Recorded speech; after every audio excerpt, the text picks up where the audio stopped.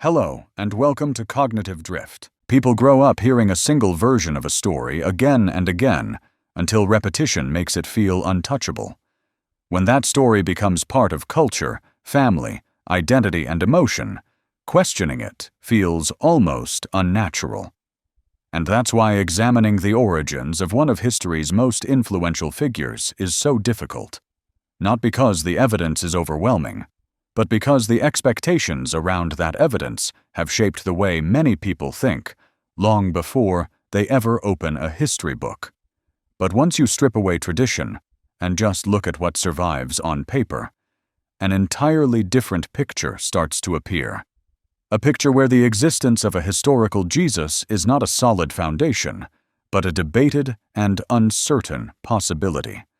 One that depends more on later storytelling than on contemporary documentation. And many scholars who study ancient religions, anthropology, and textual criticism have pointed out that the records we would expect to find simply aren't there. The surprising part is how small the early footprint is. If someone had been performing miracles in front of crowds, challenging authorities, attracting followers across regions, and being executed by a major empire, you'd expect at least a modest trail of commentary from people who were alive at the time. Yet none has been found. Not a single confirmed eyewitness account, not a diary entry, not a letter from someone who met him, not even a neutral description from Roman officials who were generally thorough when documenting unrest. Instead, everything we have comes decades later, written by people who never met the person they were describing, and were instead spreading beliefs, visions, and theological ideas that became the foundation of a movement rather than a biography. This gap matters. In ancient history, the closer a source is to the events it describes, the stronger its value. When sources appear long after the events, especially within religious movements, historians approach them with caution. And the earliest writer associated with the movement, Paul, gives almost no biographical detail. He writes passionately about a spiritual figure he believes is communicating with him through revelation. But he does not recount miracles, parables, healings, childhood moments, or day-to-day details. He never mentions a birth story, no Bethlehem, no Nazareth, no wise men, no shepherds, no trial before Pilate, none of the episodes that later became central. To Paul, the figure he follows is experienced in visions and scriptures, not in memories or encounters. That alone raises questions about whether the earliest believers thought of their figure as someone who recently lived on earth, or as a divine presence they understood through interpretation. Later writings tried to fill that absence. By the time the gospel authors begin writing, the movement has grown, and stories have started forming. These writers are not historians recording interviews. They are creating theological narratives shaped by symbolism, prophecy, and teaching traditions. You can see this in the structure. Whole scenes appear to be built directly from older scriptures, not from eyewitness testimony. The star, the slaughter of infants, the flight into Egypt. These appear nowhere outside the texts that adapt them, making many scholars consider them literary constructions rather than historical reports. And then there's the issue of contradictions. Different authors describe incompatible chronologies, conflicting genealogies, contradictory quotes, and events that can't be reconciled even with generous interpretation. This happens when stories evolve inside a community instead of being preserved as documented fact. It shows that the accounts were shaped by intention, audience, and meaning, rather than strict reporting. Outside the movement's own writings, the situation becomes even thinner. Only a handful of later sources are ever cited, and none are contemporary. The most famous one attributed to Josephus contains clear signs of later editing, because no historian of his era would have written that the figure was definitely the Messiah and performed undeniable miracles. Those phrases reflect the beliefs of later scribes, not a neutral historian. When you remove the likely additions, the passage becomes uncertain and possibly unrelated. Other references appear even later and depend on information that was already circulating among believers rather than independent observation. There is also the social landscape of the ancient world to consider. The region was full of wandering preachers, miracle workers, healers, and prophetic figures. Dozens, possibly hundreds. Most left no historical trace beyond the communities that followed them. Stories of divine men born under special signs, performing wonders, rising after death, or speaking with divine authority were common across cultures. In many cases, these narratives grew around legendary or symbolic figures who were never intended to be literal individuals. When you place the early Christian writings in that cultural context, the similarities stand out, not because they prove anything on their own, but because they show how easily religious movements of the time shaped spiritual concepts into biographies. Another point that often gets overlooked is how myths form within groups. Modern psychology shows that communities create stories to unify beliefs, strengthen identity, and pass teachings through memorable narratives. In ancient oral cultures, this effect was even stronger. Stories were shaped by performance, not precision, by emotion, not documentation. Once a movement grows, these stories solidify and eventually get written down. But by that time, layers of symbolism and interpretation have merged with whatever historical core might have existed. The problem is that once those layers become sacred, separating them becomes nearly impossible. And then there is the issue of silence. Not the silence of critics centuries later, but the silence of people who lived through the time the story supposedly unfolded. Roman administrators kept extensive records, especially in regions they viewed as politically sensitive. Yet we have nothing that directly refers to a public execution of a miracle-working preacher drawing large crowds. Even writers who loved describing unusual events, earthquakes, omens, cults, uprisings, have nothing about this figure. That silence is not proof of absence, but it raises the question of why a life said to be so public left no public trace. Some researchers point to how early Christian communities appeared to understand their central figure through Scripture first. Instead of saying, "This happened, therefore it fulfilled a prophecy," they start with prophecy and build the narrative around it. That method of interpretation suggests that the movement was anchored in reading old texts in new ways, constructing a figure who fulfilled symbolic roles, the suffering servant, the righteous teacher, the anointed one. When symbolism takes precedence, the line between a real person and a scriptural character becomes very thin. Another under-discussed angle involves how religious movements adopt competing traditions. The earliest communities were diverse, often disagreeing with each other. Some saw their figure as a cosmic being revealed through visions. Others emphasized earthly teachings. Others focused on mystical interpretations.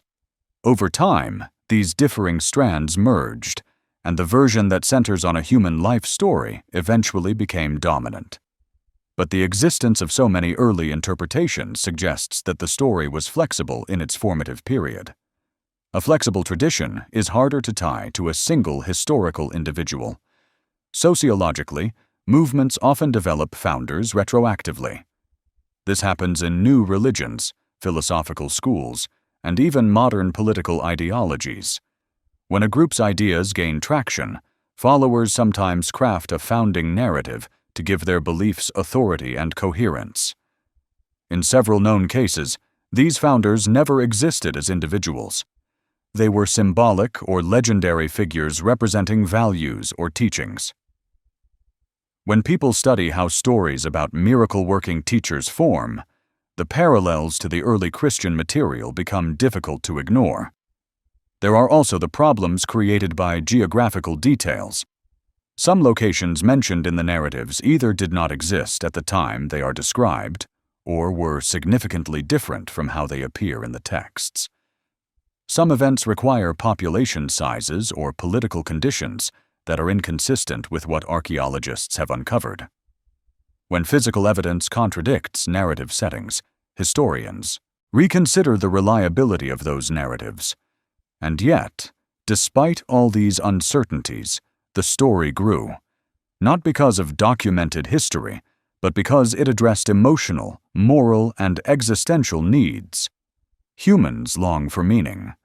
They seek patterns in suffering.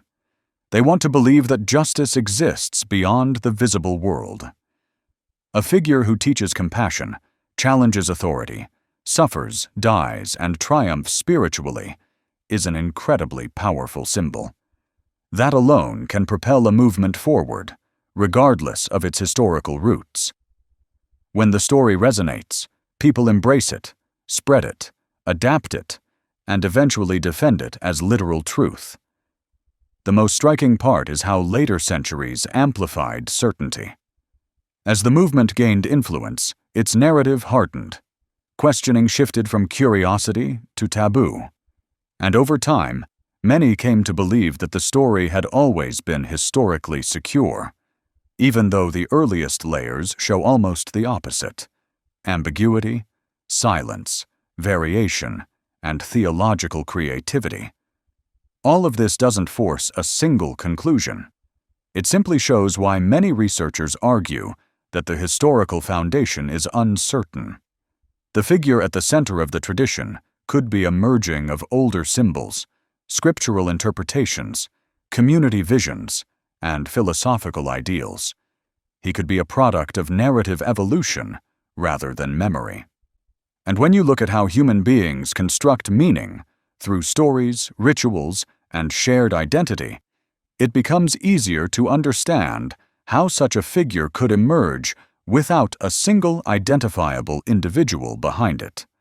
What remains today is a mixture of history, legend, belief, and interpretation. Untangling them requires careful study rather than assumption. And when you do that, the solid outline many people expect to see becomes a cloud of possibilities. Not because anyone wants to undermine anything, but because the surviving evidence points in that direction. The conversation is still ongoing among scholars, but what's clear is that the confidence many people feel about a historical figure is not matched by the evidence. And exploring that gap doesn't diminish the cultural impact of the story. It simply reveals how stories shape civilizations, even when their origins remain uncertain. And maybe that's the most honest conclusion. Not certainty, not denial, but clarity. Clarity about what we know, what we don't, and what the evidence actually shows when we step outside tradition and look at the record on its own terms. When you step back and look at how traditions develop, one pattern appears again and again. Movements begin with ideas, not biographies, with teachings, not timelines, with communities searching for meaning, not with eyewitnesses documenting a public figure. And once a story takes root, people begin anchoring it to places, names, and events to make it feel more grounded, not out of deception, but out of a natural desire to give shape to something that started as an experience rather than a memory. This is visible in many ancient traditions. Some philosophical schools built entire lineages of teachers to create continuity, even though several of those names never appear in contemporary documents. Some mystery religions described divine saviors who lived, died, and returned, yet historians understand these as symbolic stories, not biographies. The interesting part is how much the early Christian material resembles these traditions in structure and development, not because of intention, but because human beings tend to tell certain kinds of stories in similar ways. Another detail that deserves attention is how the earliest followers seem to prioritize meaning over chronology. When they spoke about their central figure, they described what he represented, not what he looked like or where he lived. They talked about what he meant spiritually, not how tall he was or what he wore, or which nearby towns he visited. This absence of ordinary detail is unusual for a historical figure, but common for symbolic or mythical ones. When a story is built around significance rather than memory, the narrative naturally shifts toward ideas instead of daily reality. Researchers have also pointed out how early communities relied heavily on reinterpretation of older texts to understand their figure.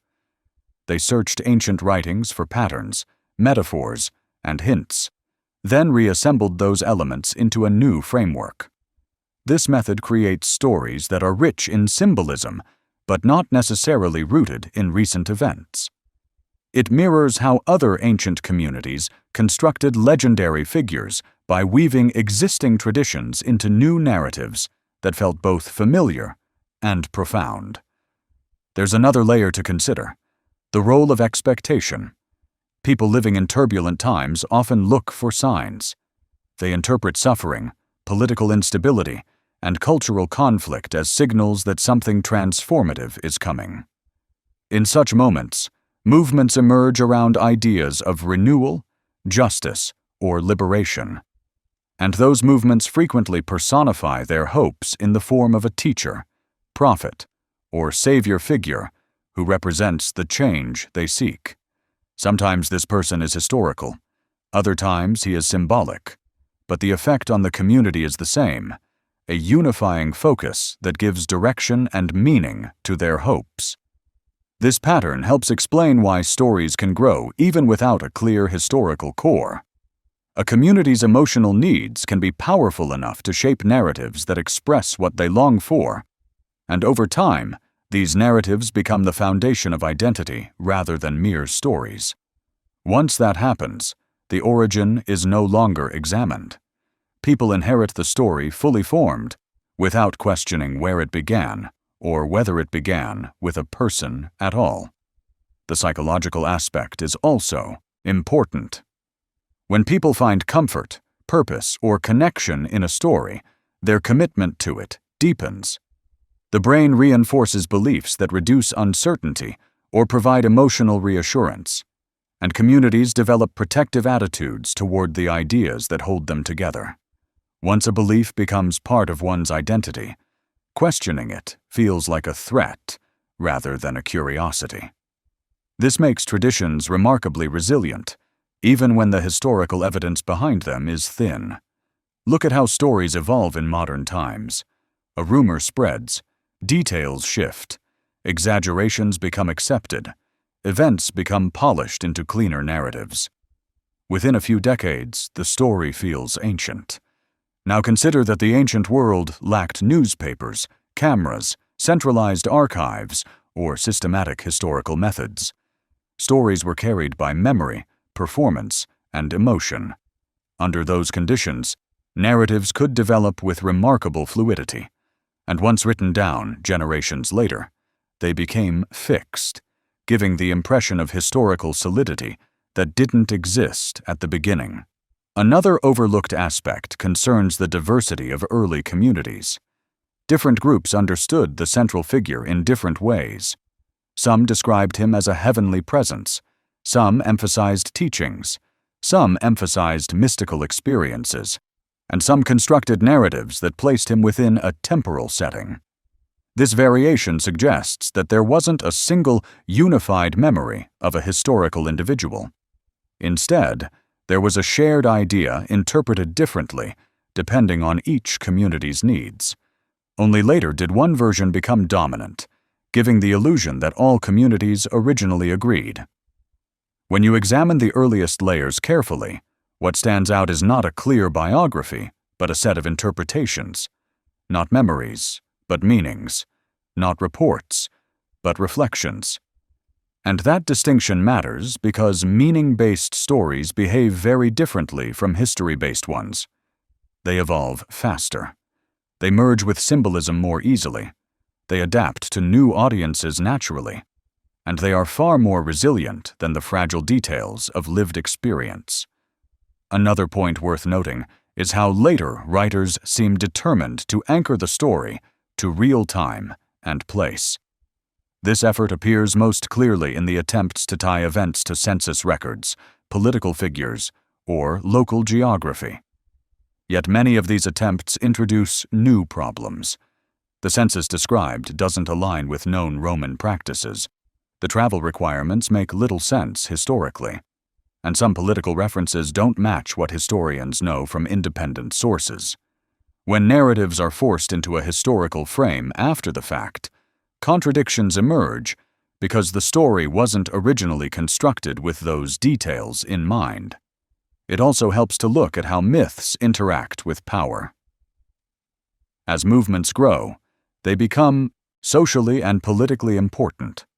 And once institutions form around them, the story becomes part of the institution's identity. Institutions have a natural incentive to protect foundational narratives because those narratives justify their authority. As a result, stories that started as flexible become rigid. Details that began as symbolism are treated as literal. And questioning turns into a challenge, not just to belief, but to social structures built on that belief. In this sense, the strength of the story across history may have less to do with its origins and more to do with its adaptability. It offered comfort during suffering, moral guidance during conflict, unity during fragmentation, hope during despair. And those emotional and social functions allowed the story to survive and spread, regardless of whether its central figure had a verifiable historical footprint.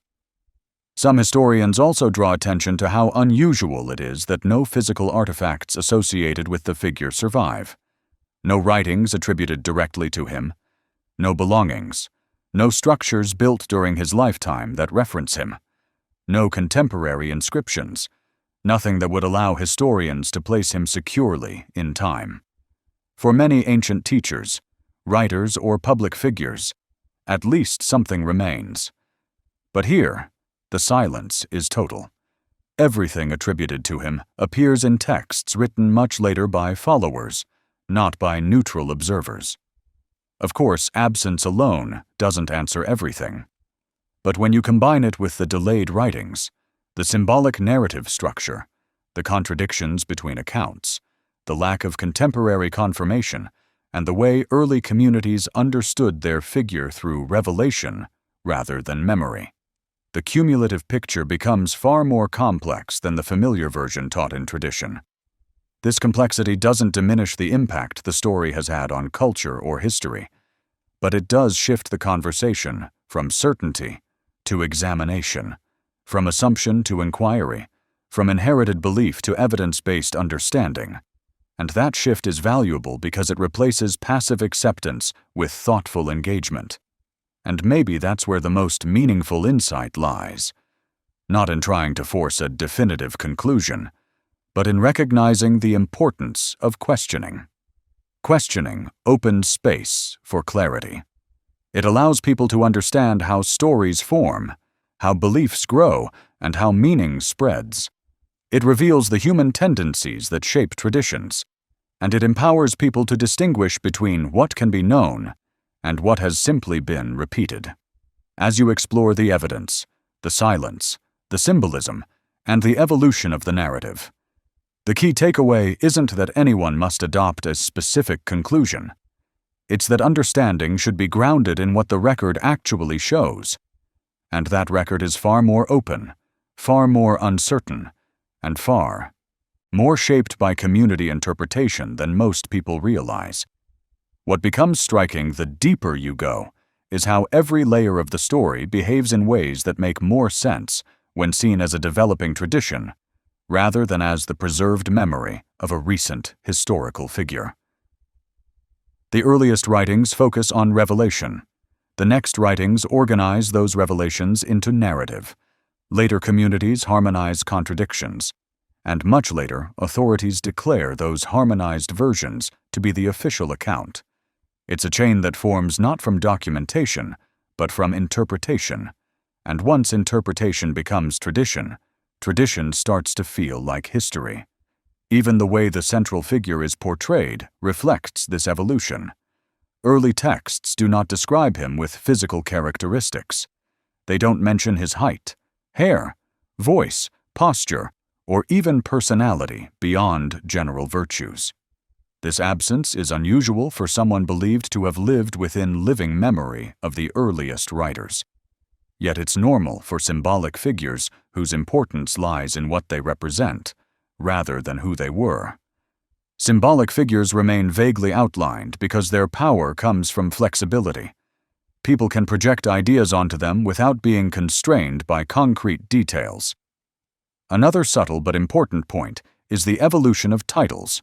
Words like Son of God, Anointed, Lord, or Savior appear in many cultures long before the tradition that later adopted them. These titles often belong to divine figures, mythic heroes, or cosmic intermediaries. In the earliest Christian texts, these titles seem to function symbolically and cosmically rather than biographically.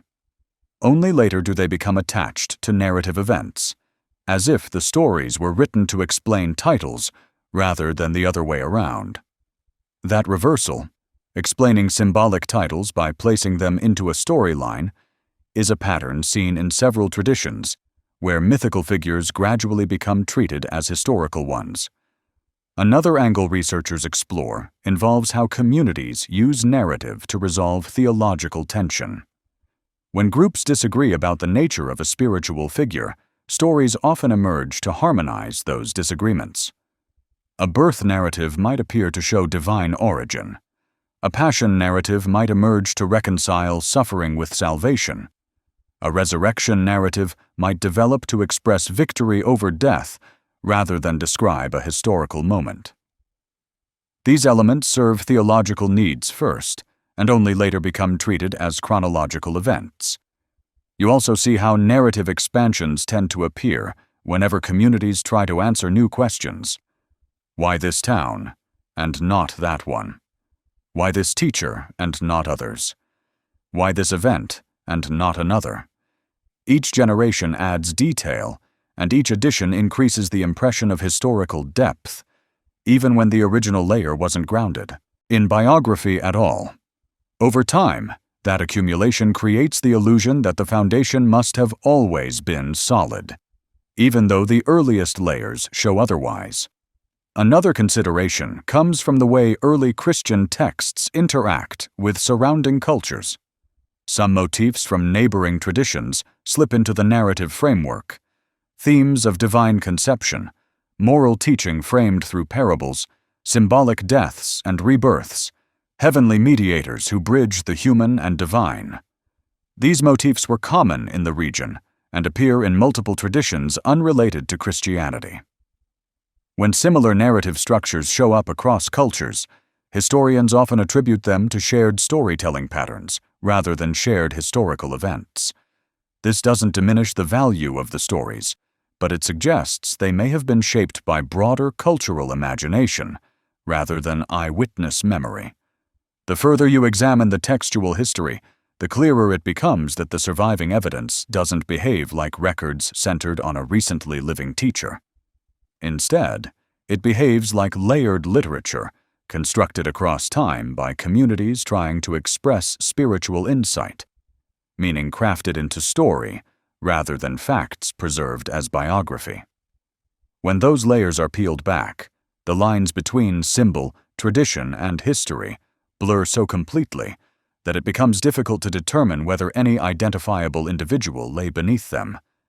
And then there's the long time span between the earliest communities and the establishment of authoritative doctrine. For centuries, different groups held different versions of the story. Some described the figure as fully divine, others as purely spiritual, others as a projected presence in Scripture, others as a human teacher whose life was shaped to fit prophecy.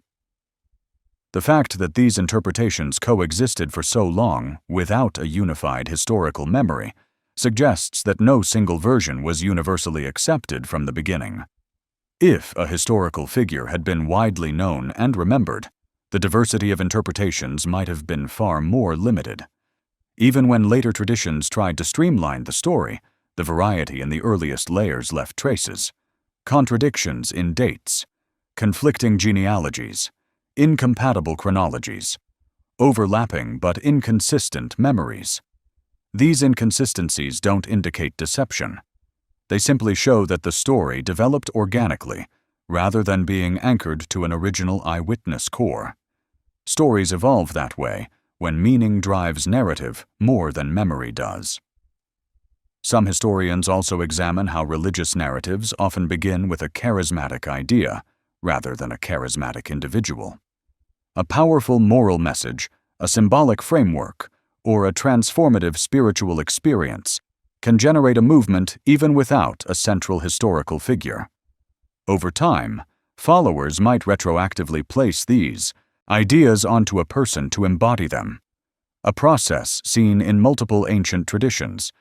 In those cases, the founder becomes a narrative necessity rather than a historical fact, and once established, the founder's story becomes the central organizing symbol for the entire movement.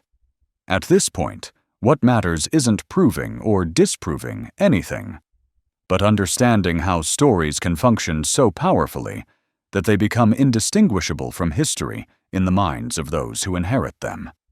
Once a community builds rituals, ethics, and meaning around a story, the story gains a weight that feels historical regardless of its origins. And because humans naturally blur the lines between symbolic truth and literal fact, traditions can easily move from metaphor to memory without anyone intending to mislead. This process shows up in modern contexts as well. Memories shift, stories become polished, events are reinterpreted. People retell things in ways that fit emotional truth rather than factual detail. Over decades, small distortions grow, and eventually, a version of events exists that feels more meaningful than the original reality. Now extend that process across centuries in a world without recording devices or widespread literacy, and the growth of powerful, symbolic narratives becomes not just possible, but nearly inevitable. The strength of these narratives is precisely why they endure. They provide answers to deep human questions. Why do we suffer? How should we live? What gives life meaning? What happens after death? A story that addresses all of these can become foundational, even without historical verification. And when such a story becomes culturally central, it can influence art, law, ethics, and identity on a massive scale. Its historical origin then becomes secondary to the role it plays in the lives of its followers. This is why scholars focus less on whether a single individual existed, and more on how the narrative formed, what forces shaped it, how communities interpreted it, and what it reveals about human nature. Because whether or not the story began with a specific historical person, its evolution follows patterns that appear throughout mythology, literature, psychology, and social development. And recognizing these patterns doesn't diminish the story's impact. It simply places it in a broader human context, showing how meaning can transform into narrative, how narrative can transform into tradition, and how tradition can eventually feel indistinguishable from history.